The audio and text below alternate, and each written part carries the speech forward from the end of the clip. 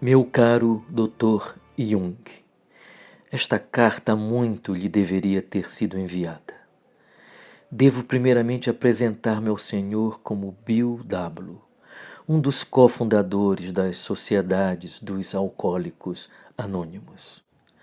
Embora seja provável que o senhor já tenha ouvido falar de nós, com certeza ignora que uma conversa que o senhor manteve com um de seus pacientes, o senhor Roland, nos idos de 1930, tornou-se uma das regras fundamentais da nossa sociedade.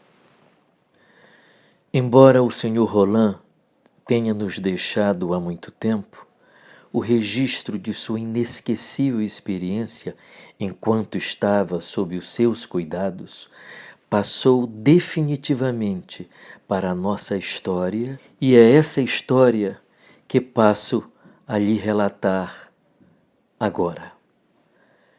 Tendo o senhor Roland esgotado todos os recursos para livrar-se do alcoolismo, tornou-se seu paciente em 1931, permanecendo em tratamento, se não me engano, durante mais ou menos um ano. Após este tempo, deixou-o cheio de confiança e com a mais irrestrita admiração pelo Senhor. Contudo, para sua enorme consternação, retornou ao velho hábito. Convencido de que o Senhor era a sua única tábua de salvação, voltou ao tratamento. O relato do diálogo entre o Senhor e ele veio a tornar-se o primeiro elo de uma corrente de acontecimentos que terminaram por induzir a fundação de nossa sociedade. A minha lembrança deste relato do encontro entre ambos é a que se segue. Primeiramente, disse-lhe o Senhor francamente que não via esperanças para ele em novos tratamentos, fossem esses tratamentos médicos ou psiquiátricos. Esta sua posição sincera e humilde foi, sem dúvida, a primeira pedra em que fundamentamos a nossa sociedade. Tal afirmação, vinda de quem ele tanto confiava e admirava, produziu sobre ele o mais violento impacto. Quando ele lhe perguntou se então não haveria para ele alguma esperança, o Senhor lhe respondeu que poderia haver sim, e que esta esperança seria de tornar-se o sujeito de uma genuína experiência espiritual ou religiosa. Em resumo, de uma autêntica conversão. Tal experiência poderia motivá-lo mais do que qualquer outra coisa, disse-lhe o Senhor.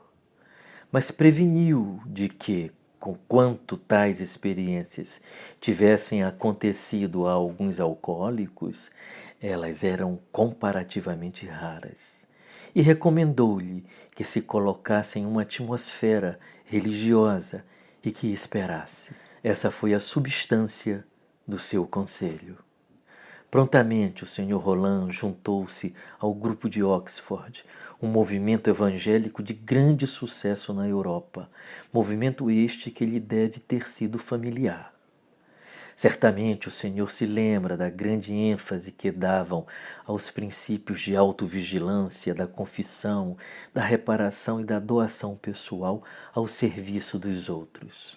Eles também praticavam a meditação e a prece intensivamente. E foi nesta prática que o Sr. Roland encontrou a experiência de conversão que o libertou, finalmente, da compulsão de beber.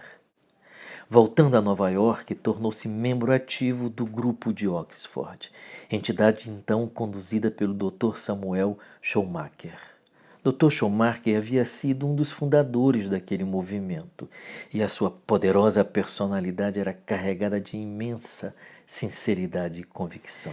Nesse tempo, entre 1932 e 34, o grupo de Oxford já havia recuperado um número de alcoólicos e Roland, sentindo que poderia identificar-se com aqueles sofredores, lançou-se ele mesmo no auxílio de outros.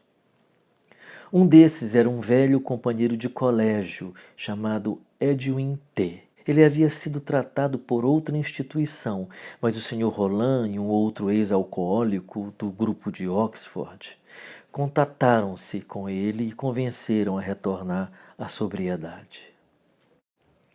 Enquanto isso, eu percorria os caminhos do alcoolismo, tentando curar-me por mim mesmo. Finalmente acabei sendo cliente do Dr. William Silkworth, que era maravilhosamente capaz de entender os problemas alcoólicos. E assim como o senhor resgatou Roland, assim também ele me resgatou do álcool. Sua teoria era de que o alcoolismo tinha dois componentes. Por um lado, uma obsessão que compelia o sofredor a beber, contra seu desejo, e por outro, uma espécie de dificuldade metabólica que ele chamava de alergia. A compulsão ao álcool garantia que o hábito de beber prosseguiria e a alergia fazia com que o sofredor entrasse em decadência, enlouquecesse ou morresse. Embora eu fosse um dos que havia julgado ser possível ajudar, acabou sendo obrigado a me confessar que já não via mais esperança para o meu caso. Eu deveria considerar o meu tratamento encerrado. Para mim, isto foi uma bufetada. Assim como Roland foi preparado pelo Senhor para a sua experiência de conversão, meu maravilhoso amigo também me preparou para semelhante experiência ao dar-me tal terrível veredito. Ouvindo falar sobre a minha recaída, meu amigo Edwin T. veio ver-me em minha casa, onde eu estava bebendo. Era novembro de 1934 e já fazia muito tempo que eu registrara meu amigo Edwin como um caso incurável. No entanto, ali estava ele, no mais evidente estado de sobriedade. Esse estado de sobriedade, certamente, estava relacionado ao curto período em que ele esteve ligado ao grupo de Oxford, e era naquele momento tão evidente, tão distinto de sua usual depressão, que me foi tremendamente convincente.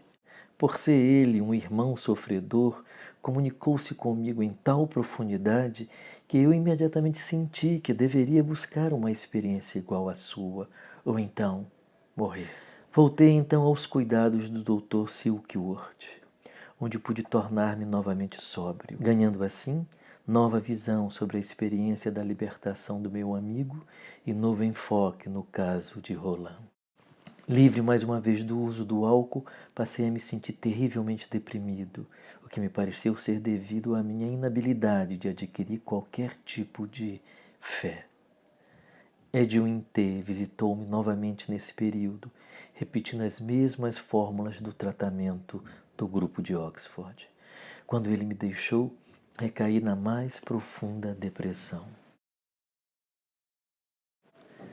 Desesperado, então gritei: se existe um Deus, que ele se mostre a mim. Imediatamente, uma iluminação de enorme impacto e dimensão envolveu-me. Uma coisa extraordinária que tentei descrever no meu livro Alcoólicos Anônimos. Meu desligamento da obsessão pelo álcool foi imediato. Senti que me havia tornado um homem livre.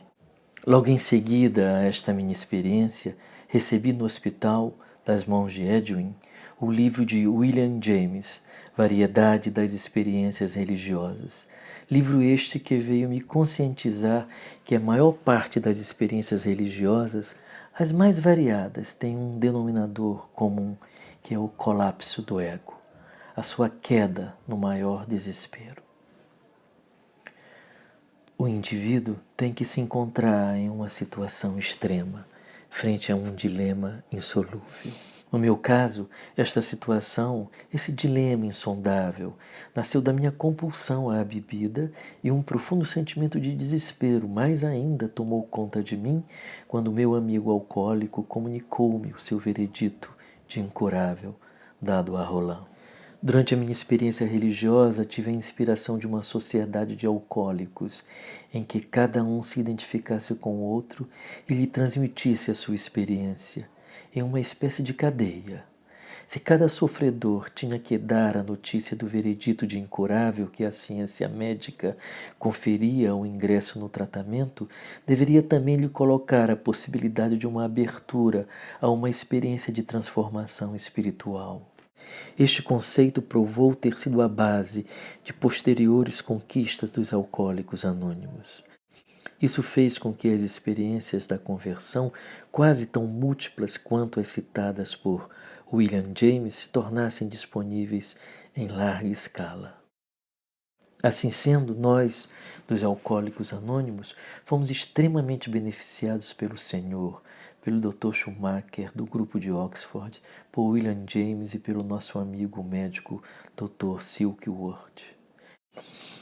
Como o Senhor pode ver claramente agora, Dr. Jung, esta espantosa cadeia de acontecimentos realmente começou há muitos anos na sala do seu consultório e foi desencadeada pela sua humildade e profunda percepção. Muitos participantes dos Alcoólicos Anônimos são estudiosos de sua obra. O Senhor endereçou-se especialmente em sua direção devido à sua convicção de que o homem é mais que o intelecto, as emoções e $2 de medicamentos. Os panfletos e outros materiais que lhe envio mostrar-lhe-ão o quanto a nossa sociedade vem crescendo, desenvolvendo seu espírito de unidade e com ela vem estruturando as suas bases. O Senhor gostará provavelmente de saber que, além da experiência espiritual, muitos alcoólicos anônimos vêm ingressando em outras experiências psíquicas com considerável força cumulativa.